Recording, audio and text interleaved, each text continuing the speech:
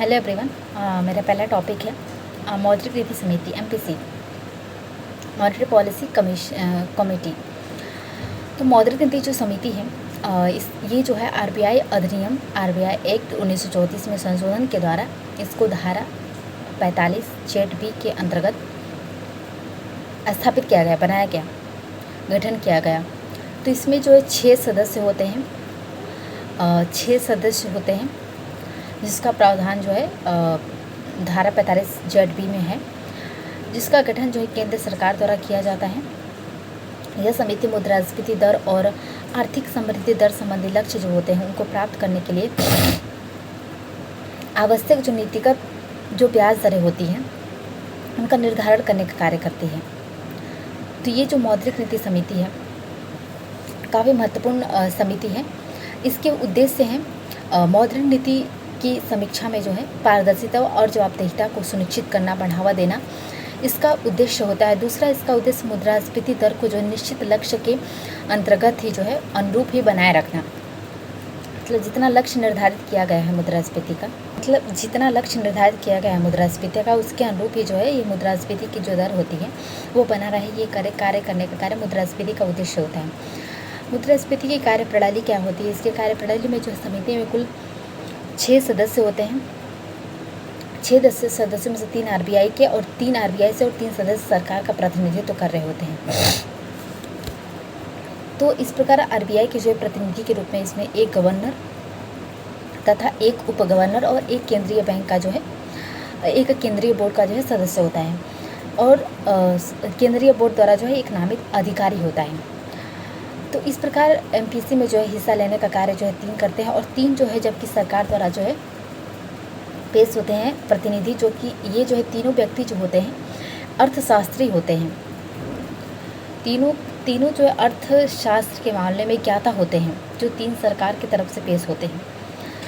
तो जो समिति की जो अध्यक्षता होती है वो गवर्नर द्वारा ही की जाती है, और समिति जो अपना निर्णय होता है वो एक निश्चित बहुमत के आधार पर लेती है। समिति की जो होती है न्यूनतम 1 वर्ष में जो है 4 बैठकें होना अनिवार्य होता था। हर बैठक के लिए जो है कोरम 4 सदस्यों का होना होता है। समिति के प्रत्येक सदस्य का जो एक वोट होता है तथा वोटों के समान होने की स्थिति में जो है ये अधिकार होता है गवर्नर को कि वो जो है एक निर्णायक वोट देने का अधिकार गवर्नर को होता है।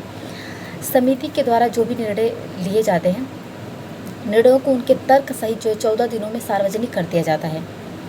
निर्णय को जो है 14 दिन का एक समय होता है, जिसके बाद जो है उसको सार्वजनिक कर दिया जाता है उस निर्णय को। तो समिति के प्रत्येक जो है 6 महीने में एक बार मौद्रिक नीति रिपोर्ट जो है नामक एक दस्तावेज प्रस्तुत किया जाता है समिति के द्वारा, जिसमें भविष्य में कितनी मुद्रास्फीति दर होगी इसकी जो है चर्चा होती है। तो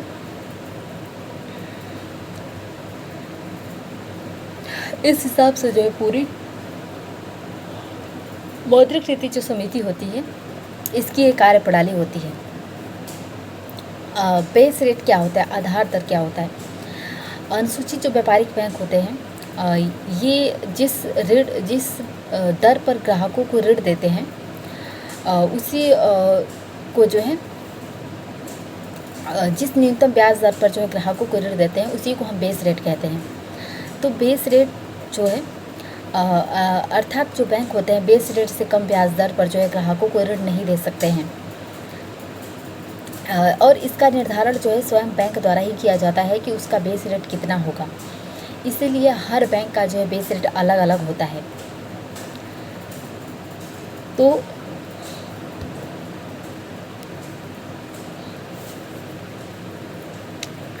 तो इसमें कुछ मौद्रिक संचरण की जो समस्या होती है वो देखने को मिलती है। तो जैसे बैंकिंग व्यवस्था में मौद्रिक संचरण उचित ना होने के कारण जो है ग्राहकों को जो है मौद्रिक नीति का पूरा लाभ नहीं मिल पाता है, क्योंकि जो बैंक सस्ती मौद्रिक नीति के अनुसार अपने ब्याज दर में परिवर्तन नहीं करते हैं। इसके परिणामस्वरूप ग्राहकों को इसका लाभ से वंचित हो जाते हैं। मतलब जो मौद्रिक नीति कम रहती है, सस्ती मौद्रिक नीति जब चलती है तो बैंक इसके हिसाब से अपने बेस रेट में परिवर्तन नहीं करते हैं, जिससे ग्राहकों को उसका उचित लाभ नहीं मिल पाता है, इसीलिए वो वंचित रह जाते हैं। तो इस समस्या के उपाय के लिए आरबीआई ने जो है बेस रेट के निर्धारण करने के लिए नया फार्मूला प्रस्तुत किया जिसे MCLR कहते हैं। तो जो MCLR है, इस व्यवस्था के अंतर्गत जो है बैंकों को अपनी उधारी दर यानी बेस रेट के निर्धारण में जो है फंड की सीमांत लागत को भी आधार बनाना होगा। बैंकों द्वारा जो MCLR का निर्धारण जो मासिक आधार पर किया जाएगा, इसमें जो है निम्नलिखित को आधार बनाना होगा, जैसे कि फंड की सीमांत लागत, ऑपरेशनल कॉस्ट एंड CRR के कारण जो है पड़ने वाले नकारात्मक प्रभाव।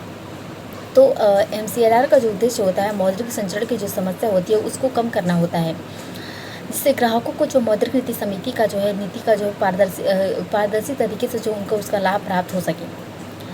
तो सीमांत लागत उसी को कहते हैं जिससे उत्पादन प्रक्रिया में जो इकाई मात्र अतिरिक्त उत्पादन करने की क्षमता को ही लागत को ही हम सीमांत लागत कहते हैं। तो एक्सटर्नल बेंचमार्क रेट क्या होता है? तो MCLR के जो उचित क्रियान्वयन ना होने पाने के कारण जो है मौद्रिक नीति समिति मौद्रिक संचरण में जो है पर्याप्त सुधार नहीं हो पाने के कारण इस संदर्भ में डॉक्टर जनक राज समिति की अध्यक्षता में जो एक जो है समिति बैंक पारित हुआ, जिसे उन्होंने कहा कि बैंकों की जो बेंचमार्क रेट होता है, उधारी दर होता है, उसको बाहरी बेंचमार्क रेट से जो है जोड़ने की सिफारिश किया जनक राज समिति ने। उनके अनुसार जो बेस रेट को निम्नलिखित किसी एक जो है से जोड़ देना चाहिए, जैसे कि उसको जो है रेपो रेट से जोड़ देना चाहिए, ट्रेजरी बिल के 3 महीने के परिणाम से, ट्रेजरी बिल के जो 90 दिनों 6 महीने के प्रतिफल से, इन सभी आधारों से जो है कि बैंकों को अपने बेस रेट को जोड़ना चाहिए। तो इस समिति की सिफारिश के बाद अधिकांश जो बैंक थे उन्होंने अपने बेस रेट को जो है रेपो रेट से लिंक कर लिया। तो रेपो लिंक लैंडिंग रेट क्या है?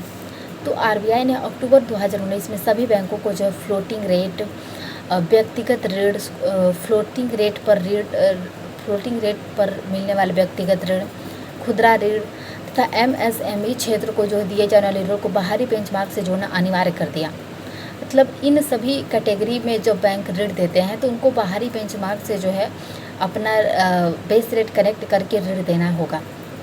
अतः अधिकांश बैंकों ने अपनी जो है बेस रेट थी उसको रेपो रेट से लिंक कर लिया, जिसे तिमाही आधार पर जो बदला जाएगा, 3 महीने पर बदला। इसका उद्देश्य जो मौद्रिक संचरण में जो समस्या उत्पन्न हो रही थी, जिसका सस्ती मौद्रिक नीति का ग्राहकों को लाभ नहीं मिल पाता था, वे वंचित रह जाते थे। इस समस्या के समाधान के लिए जो है ये इस प्रकार के जो है नियम कानून बनाए गए। वाणिज्यिक बैंक क्या होता है? वह संस्था जो जनता से जमा स्वीकार करती है और ऋण देने का कार्य करती है और उन्हें उपभोग और विनिमय के लिए, निवेश के लिए ऋण देती है, उसी को हम वाणिज्यिक बैंक कहते हैं। तो जो बैंक होते हैं, बैंकिंग जो प्रक्रिया है, बैंकिंग 5 प्रकार का होता है। बैंकिंग के 5 प्रकार हैं। पहला कोर बैंकिंग, दूसरा लीड बैंकिंग, तीसरा शैडो बैंकिंग, चौथा विकास बैंकिंग और 5वां यूनिवर्सल बैंकिंग। तो पहला जो कोर बैंकिंग है, कोर बैंकिंग में जो है बैंक की जो शाखाएं होती हैं वो इंटरनेट से जुड़ी हुई होती हैं। तो इसमें ग्राहक जो है किसी भी तरह से जो है बैंकिंग शाखाओं की जो सुविधा है वो प्राप्त कर सकता है। दूसरा है लीड बैंकिंग। लीड बैंकिंग क्या है? तो जो बैंक होते हैं, बैंक द्वारा आपसी सामंजस्य के आधार पर जो बैंक होते हैं वित्तीय समावेशन को बढ़ावा देने का कार्य करते हैं। तो इसीलिए जो RBI है वो किसी एक बैंक को जो है लीड बैंक के रूप में नामित या घोषित कर देता है। तो इस प्रकार जो है इससे बैंकिंग की जो प्रक्रिया होती है उसमें जवाबदेहिता बढ़ जाती है। तो इसी उद्देश्य से RBI जो किसी एक बैंक को लीड बैंक के रूप में नामित करता है। नेक्स्ट है शैडो बैंकिंग। शैडो बैंकिंग क्या है? शैडो बैंकिंग जो है यह बैंकिंग की प्रक्रिया में जो है शामिल तो होता है, लेकिन ये बैंक नहीं होता है। और ये जो है क्योंकि जो है इसको जो है लाइसेंस नहीं मिलता है, ये बैंक का सभी कार्य करता है, लेकिन इसको बैंक की कैटेगरी में नहीं रखते हैं, इसीलिए हम इसको शैडो बैंक के नाम से जानते हैं। नेक्स्ट है विकास बैंकिंग। विकास बैंकिंग का जो कार्य होता है क्षेत्रीय विकास करना होता है। किसी एक विशेष क्षेत्र का जो विकास करना जो है विकास बैंकिंग का कार्य होता है। जैसे कि उस क्षेत्र में जो है किसी कमज़ोर वर्ग के जो है विकास करना, उसको वृद्धि विकास करना, बैंकिंग क्षेत्र का विकास करना, संगठित जो बाज़ार है, संगठित बाज़ार को बढ़ावा देना ही विकास बैंकिंग का उद्देश्य होता है। यूनिवर्सल बैंकिंग में जो है व्यक्ति के दैनिक जीवन से संबंधित जो बैंकिंग सुविधाएं होती हैं उनको प्रदान करने का कार्य यूनिवर्सल बैंकिंग करता है। तो जो वाणिज्यिक बैंकिंग है, वाणिज्यिक बैंकिंग के जो 2 प्रकार के कार्य होते हैं, पहला प्राथमिक कार्य तो दूसरा द्वितीय कार्य। प्राथमिक कार्य जो होता है, प्राथमिक कार्य में ये जमा स्वीकार करता है और ऋण देने का कार्य करता है। तो जमा स्वीकार करने के क्रम में तो ये जमा स्वीकार करता है और ऋण देने का कार्य करता है। तो जमा स्वीकार करने के लिए डिमांड ड्राफ्ट, डिमांड डिपॉजिट स्वीकार करता है, saving account, current account, and दूसरा ट्रेड डिपॉजिट।